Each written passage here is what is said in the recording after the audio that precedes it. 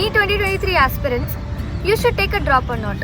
इस क्वेश्चन से पहले आपको ये क्वेश्चन ध्यान में रखना चाहिए कि वाई नीट, आप इस एग्ज़ाम के पीछे क्यों भाग रहे हो। आपके फ्रेंड्स भाग रहे हैं इसलिए, कि आपके पेरेंट्स प्रेशराइज कर रहे हैं इसलिए, या फिर इसलिए कि इस प्रोफेशन में ज़्यादा पैसा है, कि सच में आपको जुनून है इस एग्ज़ाम को क्रैक करने के लिए, सच में आपका सपना है। क्यों कर रहे हैं आप नीट का प्रिपरेशन। अगर आप इससे ड्रॉप लेने का सोच रहे हैं किसी के प्रेशर में, तो ये साल भी वेस्ट जाने वाला है। किसी के प्रेशर में आने से 100% नहीं दिया जाता है। लेकिन अगर आप सच में अपने लिए ड्रॉप लेने का सोच रहे हैं तो ये वीडियो आपके लिए। Now how and why should you take a drop now or not.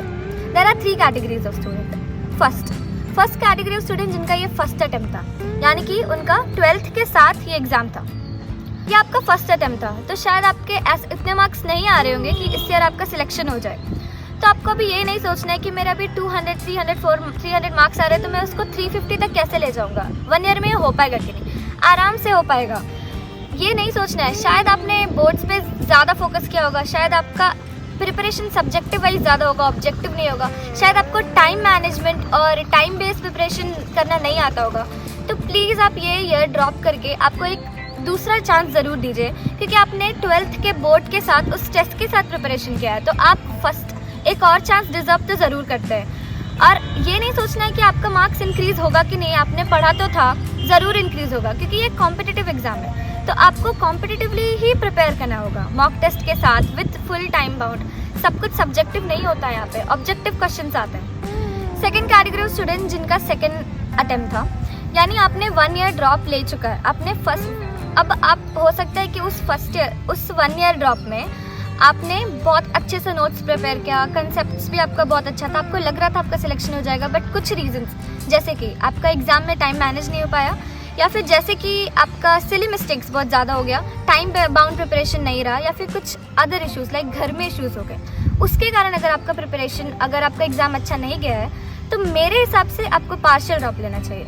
यानी कि आपको एक कोर्स ज्वाइन करके, आपके पास तो फुल नोट्स प्रिपेयर होंगे, कंसेप्चुअल क्लैरिटी हो गई, तो आप डेली मॉक टेस्ट देके, डेली कुछ नोट्स रिवाइज करके आप उस कोर्स को कंटिन्यू कर सकते हैं। पर मान लीजिए आपका इस साल भी आपका बहुत डिस्ट्रैक्शन रहा, आपने ना अच्छे से नोट्स बनाए ना कंसेप्ट्स बनाए, और आपको अभी खुद पे सेल्फ डाउट है कि आपको ड्रॉप लेना चाहिए कि नहीं, तो आपको थोड़ा सोचना है कि आप सच में इस अगेन रैट रेस में, कॉम्पिटिटिव एग्ज़ाम में घुसने के लिए रेडी है कि नहीं। आप सच में ये चाहते हैं, एक MBBS सीट चाहते हैं, और आप खुद को अश्योर करते हैं कि इस बार मेरा प्रिपरेशन सच में अच्छा होने वाला है, मैं इस बार अपने से लॉयल्टी, अपने से ऑनेस्टी दिखाऊंगा, तो आप 1 ईयर फुल ड्रॉप ले सकते हैं विदाउट पार्शियल ड्रॉप। और अब थर्ड कैटेगरी के स्टूडेंट्स जिनका अभी 3rd अटेम्प्ट या 4th अटेम्प्ट या उससे ज़्यादा अटेम्प्ट होने वाले हैं, तो पहले मैं उनसे पूछना चाहूँगी कि आपके दिल में है MBBS के लिए, आपका विश है कि नहीं वो।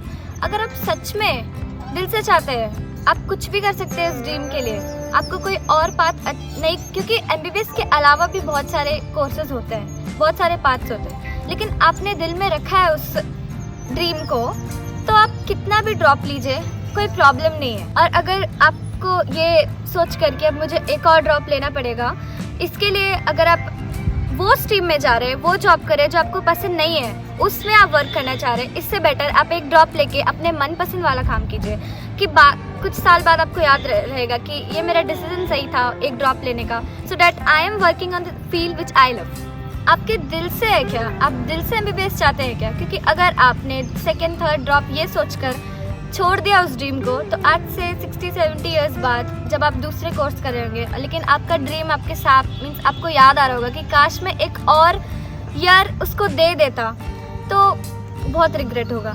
सो जितने भी स्टूडेंट्स इस ईयर ड्रॉप लेने वाले हैं, just think of the day you are getting selected in MBBS, और आप उस दिन का सोचकर ऑनेस्टी भरा विदाउट डिस्ट्रैक्शन इस ईयर पक्का सिलेक्शन लेकर जाइए। Getting selected to MBBS sooner or later, but you are getting selected, mind this.